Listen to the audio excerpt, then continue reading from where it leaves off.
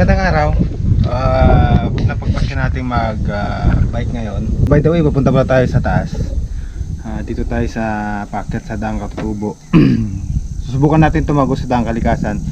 Through bike ang gamit natin. Ang problema, itong stick natin, nakalimutan natin yung tornilyo. Ay hindi natin alam kung paano natin gawin ng paraan para ma-firm yung lusok. Sana magmula doon sa view deck pabulusok doon sa Bayawas River. Maganda kasi yung doon, yung view. Mag-isip pa tayo kung anong gagawin natin. Ito, lagyan natin ng tali yung kanyang casing. So, i-try natin kung gagana doon sa palusong doon. Sana gumana kasi sayang naman yung biyahe natin. Kung oras na pala ay mag-alas 10 na, tinanghali tayo ng pagsimula. Hopefully matapos natin itong course na to. Siguro after lunch na natin matatapos ito.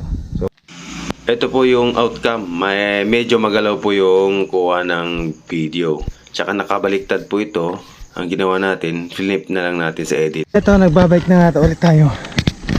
Hawak-hawak lang natin itong camera natin. Wala siyang stick. Kasi nga naiwan natin. Ito medyo banayad na itong binabike natin. May napasa natin yung unang ahon. Meron pa itong dalawang ahon.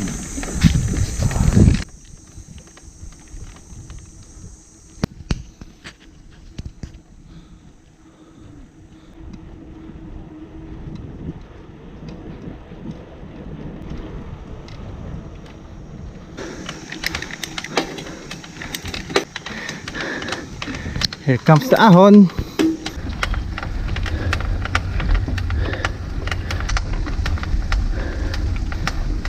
Time check, pasado alas 10 na.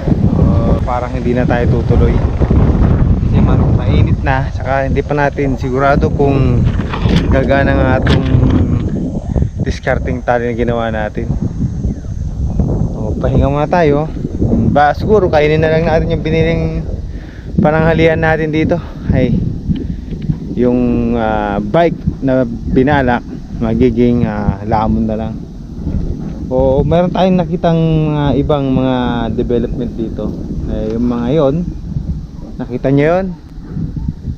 Yun yung mga daan yan. Gagawin natang solar yan, solar farm.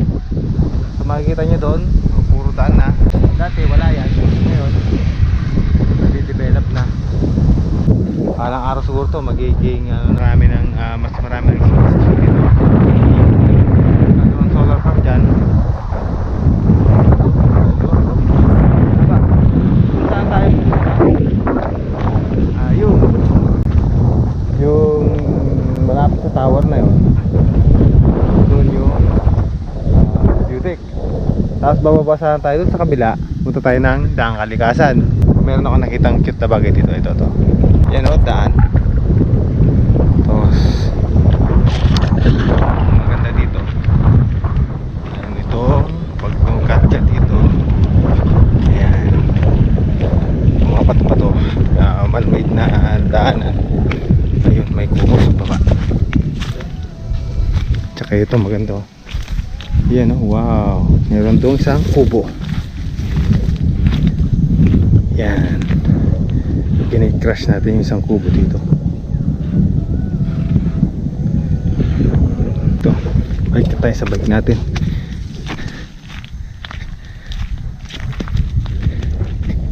Ay, nakakawalang gana talaga. Ang mangyayari, eto, binili natin na pagkain. Lamunin na lang natin. Ating ulam ay ito, sayang o dalawang kanin. Ito sana yung kakainin ko ng mga bandang doon, mga 12. Tapos isa sana ito, or after 2 hours siguro kakainin ko rin yung isa. Tapos yung ulam natin ay yan, si pinalamangan na baboy. Tsaka meron din tayong 1.5 na tubig. Ang bago dito sa Daang Katutubo, ito mga truck. Ayan, mga gwardiya lang dito. Sa truck na yun na dumadaan, yun yung tagadala ng mga bato, graba sa mga ginagawang construction site doon sa malapit sa view deck. Yun sana yung madadaan natin, dumadaan yung mga truck na yun. So ito nga yung ginagawa nila. Yan, Mostly mga foreigner po yung gumagawa dyan. Mostly mga Chinese national. Karamihan sa kanila mga architect tsaka engineer. Sila yung namumuno dyan sa paggawa ng mga solar farm dyan. Dati ang sabi-sabi dito, windmill sana yung ipapatayo dyan. Kaso nung naglagay sila ng parang yung tower na yon, nung sinukat nila yung hangin, yung lakas ng hangin, hindi ata kaya makapag-generate ng kuryente. So nag-shift sila ng plano. Ang ginawa nila ngayon ay yan, solar farm. Maganda naman kasi ang araw dito, siguro to ang araw dito pag sumikat mga bandang 9 to 4 may araw itong yan yung site na yan. Dire-diretso yan na may araw. So maganda siguro yung ano yan, yung giging kahinatnan. Tsaka sana mag-benefit din yung mga tao dito.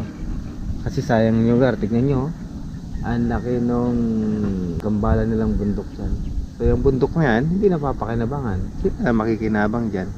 So sana kahit pa paano, merong din pakinabangan yung mga tao sa barangay o bayan na to. So nakapag-impake na tayo, decide tayong pabalik na. Itong empty bottle ng plastic na ano natin, iuwi natin. Ayaw natin magsalag dito. Karoon ako ng idea. Yaman lang at nandito na tayo, kahit pabalik na tayo. Bakit kaya hindi natin subukan tong ginawa nating itong tali na string, dinali natin sa kanyang casing. Tingnan natin kung gagana, kasi ito puro palusong na. Although nasa kalahati pa lang tayo ng papuntang view deck, puro palusong na to hanggang dun sa lampas ng barangay. Palusong na lahat. Ay, bago mag barangay pala, palusong na lahat. So susubukan natin kung gagana itong ito, tali. Nakakapanghinayang kasi kung susubukan natin doon, baka hindi gumana. Sayang ang effort natin. So tara, subukan natin. Ito, medyo magalaw pa rin yung camera. Ginawa natin, nawakan na lang natin para mag-stable yung kuha niya. Kaya delikado. Hindi naman natin pwede siyang hawakan ng matagal kasi pabulusok tayo. Ito, hinahawakan natin yung camera, medyo magalaw.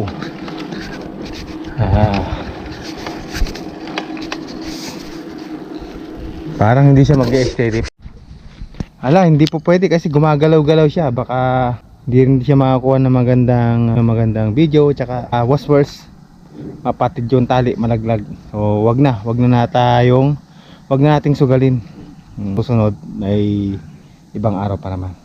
So that's all for today. Bye-bye nyo po ang aking vlogs. Next time, kuha po tayo baka may chance pa tayong mag-bike dito. Ipipilm natin yan. Ito, ikutin natin, tatagusin natin sa Daang Kalikasan. Dito sa Aguilar, daan tayo sa Daang Katubo, tatagos tayo sa Daang Kalikasan. That's all for today. Salamat!